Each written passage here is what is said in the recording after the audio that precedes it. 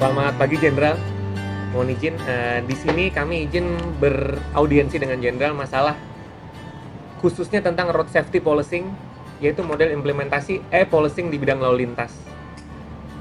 Pertanyaan yang awal yang ingin kami tanyakan kepada Jenderal adalah bagaimana menurut Jenderal paradigma lalu lintas dan angkutan jalan di Indonesia pada saat ini? Ya, kalau kita melihat lalu lintas yang sekarang ada, kita masih sering melihat secara pragmatis. Kita hanya melihat gerak pindah, penataannya dengan penjagaan pengaturan. Tetapi sebenarnya lalu lintas ini merupakan urat nadi. Jadi urat nadi kehidupan. Secara filosofis, ini urat nadi kehidupan. Artinya, suatu masyarakat bisa hidup, tumbuh, dan berkembang kalau ada produktivitas. Produktivitas dihasilkan dari lalu lintas. Nah, lalu lintas itu artinya untuk mendukung produktivitas, dituntut atau setidaknya dimanage untuk aman, selamat, tertib, dan lancar. Ini secara filosofis tadi pendekatan tadi urat nadi. Yang kedua, ini refleksi budaya bangsa. Bagaimana untuk berlalu lintas dengan baik dan benar, aman dan selamat, tertib dan lancar, maka diperlukan ada literasi. Karena ini akan menjadi refleksi budaya bangsa. Kalau kebudayaan mengatakan sebagai konsep teori pemikiran yang dipakai secara selektif prioritas, maka ketika berlalu lintas dia akan juga merefleksikan pada perilaku dan tindakannya. Disinilah tuntutannya. Maka literasi untuk menjadi refleksi budaya bangsa dibangun agar lalu lintas ini atas dasar kesadaran. Membangun kesadaran berarti dengan sistem. Sistem memanage untuk kebutuhan, memanage kapasitas, memanage prioritasnya, memanage kecepatan, dan memanage emergensinya. Dan satu lagi, secara filosofis pun ini ada dinamika yang dinamis, yang terus berubah. Artinya ada namanya modernitas yang tidak hanya ditangani secara parsial konvensional dan manual, tetapi harus secara terintegrasi. Maka dibangunlah model e-policing, electronic policing atau pemolisian secara elektronik di era digital sebagai model pemolisian penanganan lalu lintas yang aman, selamat, tertib, dan lancar. Lalu lintas tadi dikatakan bukan hanya secara pragmatis, tetapi ini berdampak kepada masalah kenegaraan. Geopolitik dan geostrategis ini sangat penting. Kenapa? Karena kita melihat Indonesia negara yang kepulauan, negara yang rawan bencana alam, negara yang majemuk, yang rawan konflik. Dan kita ini semua tahu negara yang kaya dan indah. Semua memerlukan sesuatu yang menghubungkan satu dengan lainnya, yaitu lalu lintas. Sehingga lalu lintas yang aman, selamat, tertib, lancar, apa yang menjadi urat nadi disebutkan dalam pendekatan filosofis, maka akan terdukung dengan pendekatan ini sebagai bagaimana membangun daya tahan, daya tangkal, bahkan daya saing. Jadi artinya how to increase the quality of life.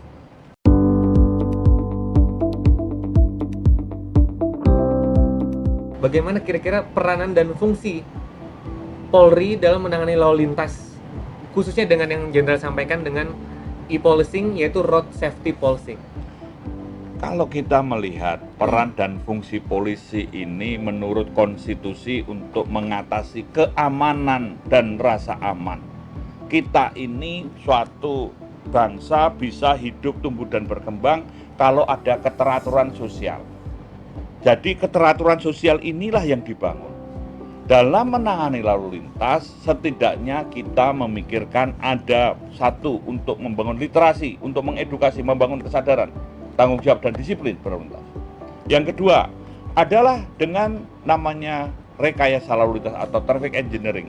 Bagaimana untuk melihat algoritmanya, bagaimana untuk menata, bagaimana untuk memetakan, untuk mengatasi yang namanya hotspot atau black spot, daerah rawan kecelakaan, dan trouble spot, daerah yang rawan kemacetan atau rawan perlambatan.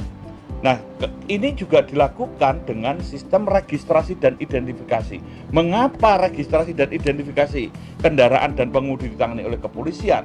Ini adalah untuk memberikan jaminan legitimasi keabsahan asal-usul kendaraan, legitimasi keabsahan asal-usul kepemilikan, legitimasi pengoperasionalan, legitimasi kompetensi untuk fungsi kontrol kaitannya dengan penegakan hukum, dan kaitannya dengan mendukung forensik kepolisian serta memberikan pelayanan yang prima, yang cepat, tepat, akurat, transparan, akuntabel, informatif, mudah diakses.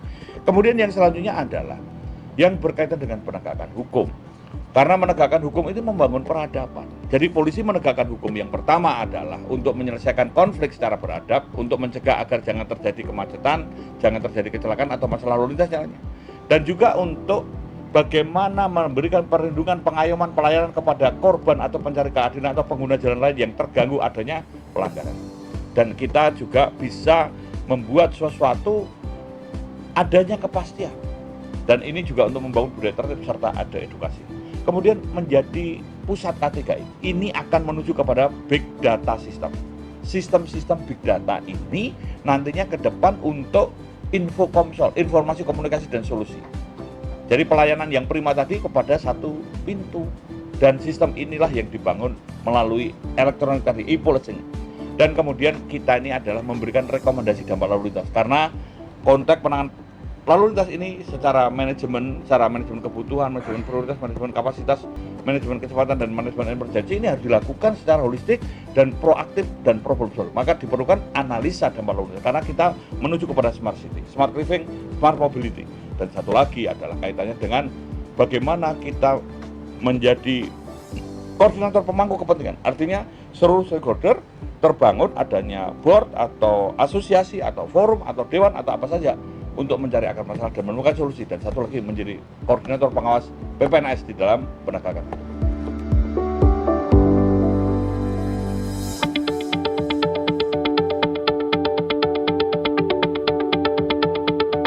E-policing sudah di breakdown menjadi beberapa klasifikasi oleh Korlantas dengan judul IT for Road Safety. Ada beberapa yang kami tahu, misalnya Traffic Management Center, Safety and Security Center, beberapa poin sampai dengan Demerit Point System. Dari seluruh program ini, menurut Jenderal, apa keunggulan program ini sehingga kita pilih menjadi penerapan dalam meningkatkan road safety di Indonesia?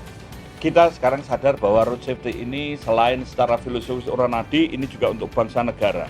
Ini juga untuk keteraturan sosial, ini juga untuk berdaya tahan, daya tangkal, dan daya saing.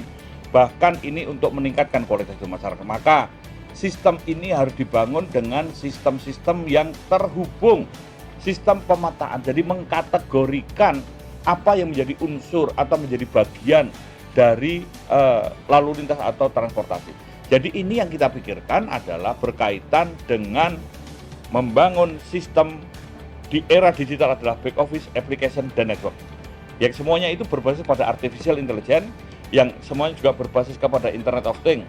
Dan ini merupakan interconnecting teknologi yang saling berkait-mengkait, sehingga dari sistem-sistem baik untuk kendaraan, untuk jalan, untuk orang, untuk perilaku, ini semua saling kait-mengkait. Sehingga elektronik ini nanti akan menghasilkan sesuatu yang berupa algoritma, yang on time, real time, anytime, merupakan prediksi, antisipasi, dan solusi. Nah, semua ini kita memerlukan membangun ada traffic attitude record atau catatan perilaku berlalu lintas.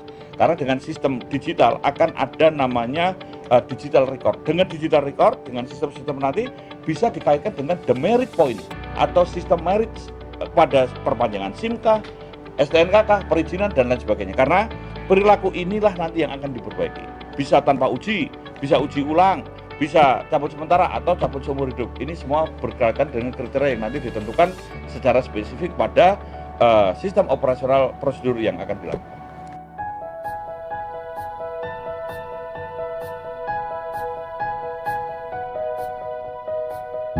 Seperti kita ketahui, Korlantas adalah pusat data road safety, baik kecelakaan, pelanggaran lalu lintas, maupun sampai tingkat education. Menurut Jenderal, bagaimana kondisi data kita saat ini di masing-masing direktorat, dan apa saran ke depannya supaya kita bisa mendapat sesuatu yang berarti dari data mentah tersebut? Ya, raw data memang ditangani oleh masing-masing direktorat, masing-masing bagian. Tetapi ketika ini kita menganalisa, how to analyze, itu berpikir konseptual, menemukan prinsip-prinsip yang mendasar dan berlaku umum sehingga kita dapat memahami algoritmanya. Dari algoritma ini kita akan menemukan suatu pola, suatu penanganan yang secara efektif dan efisien kita bisa lakukan. Tanpa data kita tidak bisa berbuat apa-apa.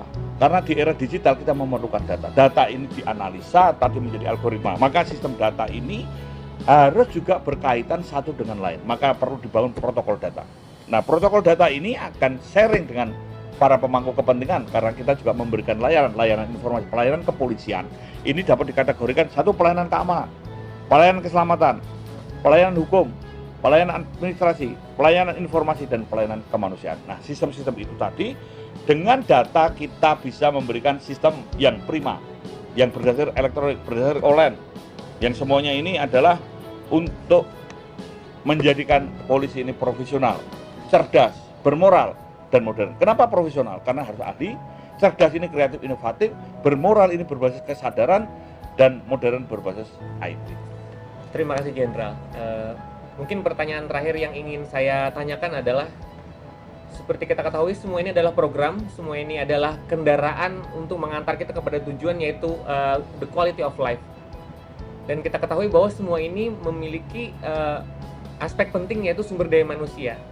Yang ingin saya tanyakan, bagaimana sebaiknya kita meningkatkan kualitas sumber daya manusia dari dua sisi. Sisi pertama adalah dari sisi petugas yang akan melaksanakan kegiatan-kegiatan ini, dan yang kedua adalah sisi sumber daya manusia pengguna jalan pada umumnya di Indonesia. Ya, kita melihat ada dua sisi. Kita harus membangun dari internal kepolisian sendiri. Ini eranya mereformasi birokrasi, ini inisiatif anti korupsi, ini terobosan kreatif. Dan kita juga harus meningkatkan kualitas pengetahuan pemahaman dari masyarakat, karena ini bagian dari upaya mencerdaskan kehidupan bangsa. Jadi yang dibangun pada konteks ini, kita juga menyiapkan literasi for road safety. Kita mempunyai program yang namanya road safety coaching, not only training and education but coach, untuk menanamkan spirit road safety. Dan kita membangun intelligent road safety media management serta algoritma road safety, sehingga road safety nanti juga berkembang untuk road safety for tourism, road safety border, untuk angkutan sungai, danau penyeberangan, juga berkaitan dengan antar moda transportasi angkutan umum, dan berbagai sistem pelayanan publik. Kita berupaya untuk membangun lalu lintas yang profesional, cerdas, bermoral, modern, sehingga dapat meningkatkan kualitas hidup masyarakat, yaitu terwujudnya lalu lintas yang aman, selamat, tertib, lancar, dan dapat berdampak bagi kedaulatan, daya tahan, daya tangkal, dan daya saing suatu bangsa atau bangsa ini, dan kita bisa menghadapi masalah-masalah global, dan tentu di dalam operasional memberikan pelayanan yang prima, yang standarnya cepat, tepat, akurat, transparan, akuntabel, informatif, mudah diakses.